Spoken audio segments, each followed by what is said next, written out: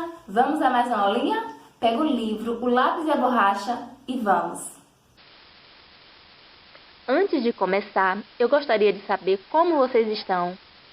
Como foi a Páscoa? Ganharam muitos ovos da Páscoa? Eu espero que sim. Bom, nosso capítulo de hoje será Aventura e Diversão, que está na página 114.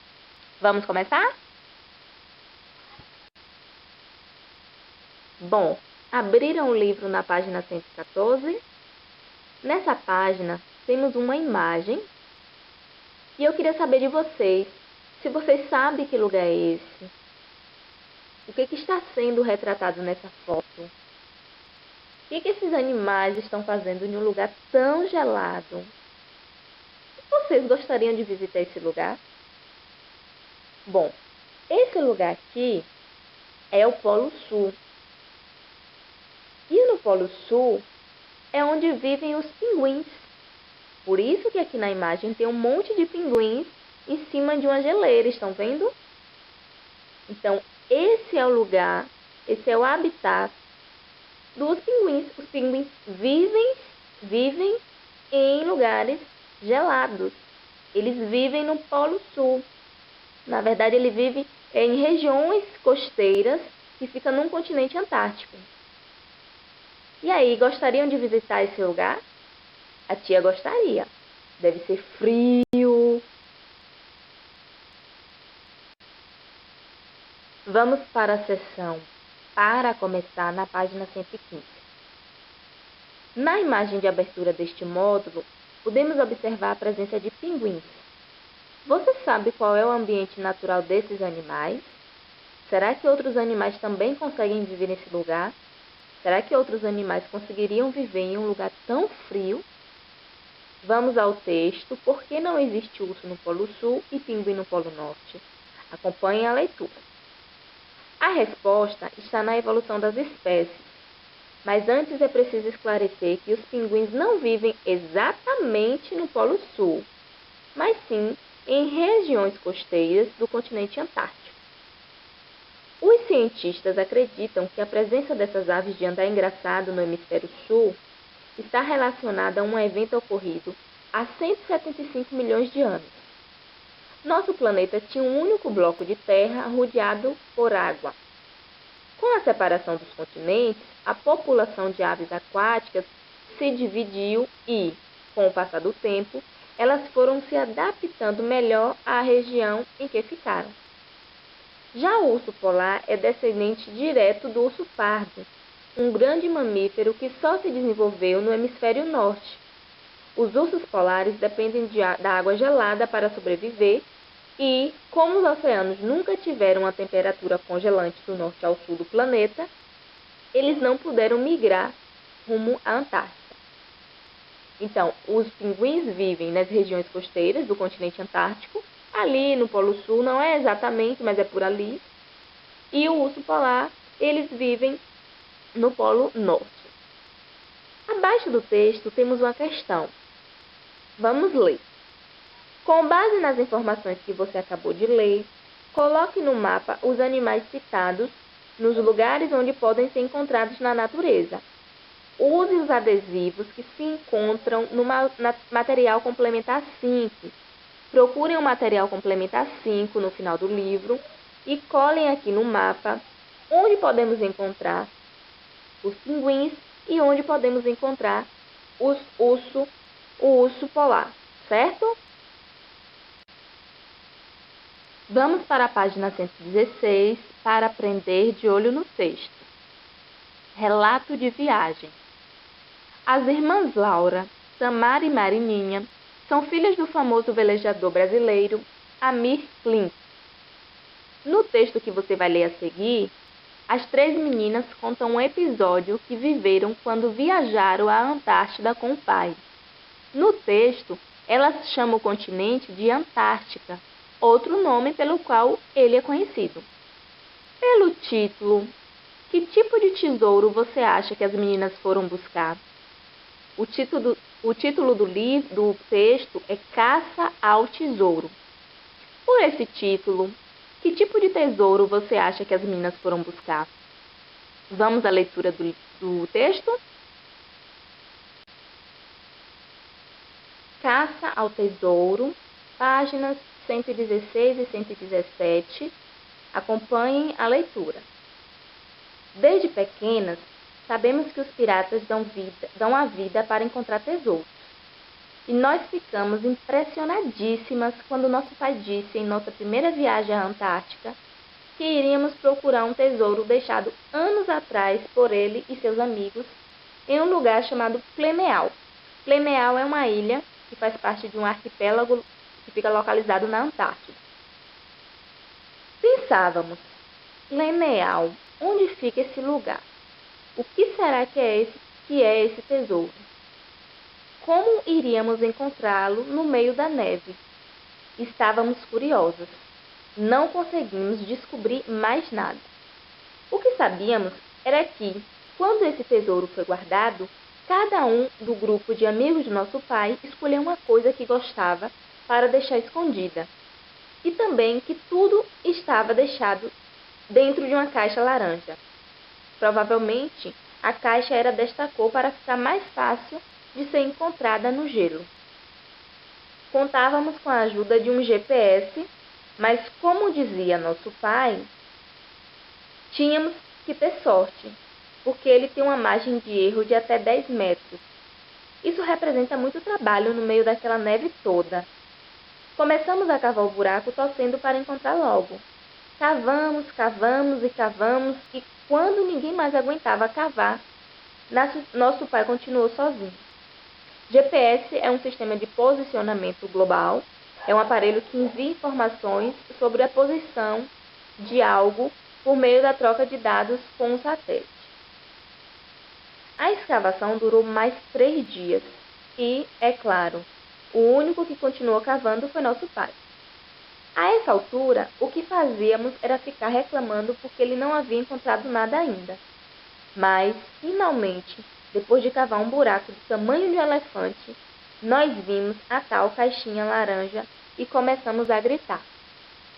Tivemos 2 grandes surpresas.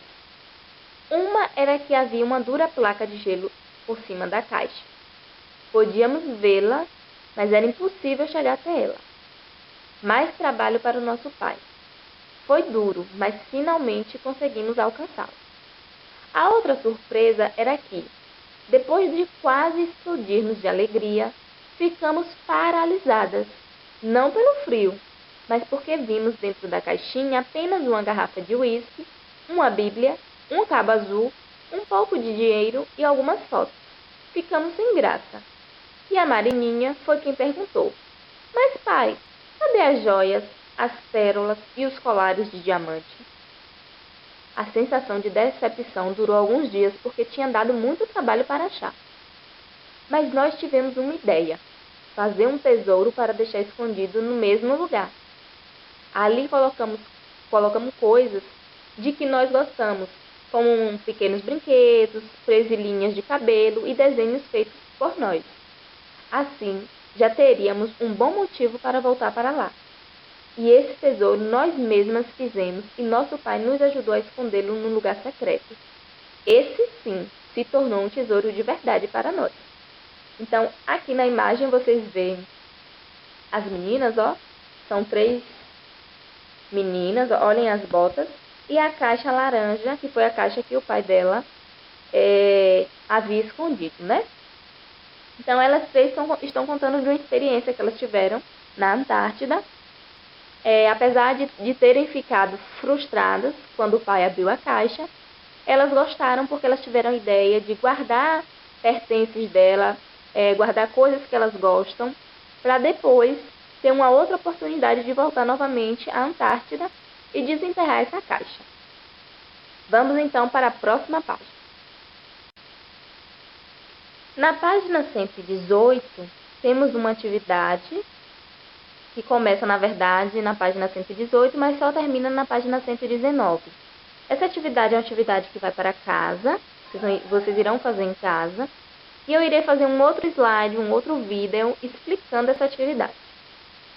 Mas no finalzinho da página 119, dentro de um quadrinho laranja, tem um textinho bem pequeno sobre os relatos de viagem. Vamos fazer a leitura e entender. Os relatos de viagem são histórias contadas por uma pessoa sobre algum evento que aconteceu com ela durante uma viagem. Esses relatos podem ser orais ou escritos, ou seja, a pessoa pode contar oralmente ou pode escrever. E nesses relatos, geralmente usam-se verbos no passado, porque são fatos que já aconteceram, né? E pronomes em primeira pessoa. Por que pronomes em primeira pessoa? Porque quem está contando é eu, a pessoa que fez a viagem, que teve a experiência. Então, relatar uma viagem é contar de algum evento, de uma experiência que aconteceu com você durante uma viagem, certo?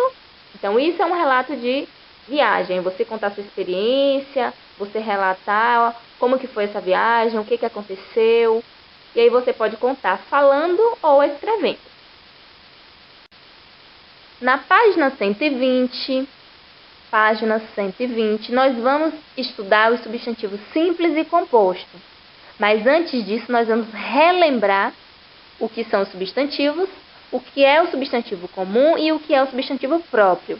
Os substantivos são palavras que nomeiam seres, lugares, objetos, fenômenos da natureza e sentimentos. Mas o substantivo comum, ele vai nomear os seres de forma genérica, sem especificar. O substantivo comum, ele nomeia as coisas, viagem, aventura, neve. Já o substantivo próprio, ele vai nomear os seres de forma particular, especificando-os. Marininha, ami e pleneal. E os substantivos próprios são sempre escritos com letra maiúscula. Note que o substantivo próprio está se referindo a nome de pessoas, a cidades, a países, certo? E os substantivos comuns, não, ele vai nomear os seres de forma genérica, sem especificação nenhuma, certo? As atividades dessa página, a tia vai explicar no vídeo da lição de casa. Ainda na página 121, nós vamos ver os substantivos simples e composto. Os substantivos, além de comum e próprios, eles podem ser classificados como substantivo simples e substantivo composto. Os substantivos simples é quando são formados apenas por uma palavra. Exemplos: beijo, foca, neve. Temos uma única palavra, tá vendo? Estão vendo? Então, o substantivo simples ele é formado por uma única palavra. Já o substantivo composto é quando são formados por duas ou mais palavras. Podem ser ligadas ou não por hífen. Então, nós temos os exemplos. Pontapé. Pontapé é a união da palavra ponta mais a palavra pé, que forma pontapé. Observe que nessa palavra não tem hífen. Mas na palavra porta-voz, temos o hífen. Temos a palavra porta, o hífen e a palavra voz, porta-voz. E temos também a palavra girassol, que é a junção da palavra gira mais a palavra sol, que forma girassol. Então, o substantivo composto é quando a palavrinha tem duas ou mais palavrinhas. É quando o substantivo, na verdade, tem duas ou mais palavrinhas. Essas palavras elas podem estar ligadas ou não pelo hífen, ok? A lição de casa está no próximo vídeo, então corre lá para assistir a explicação da lição de casa, ok?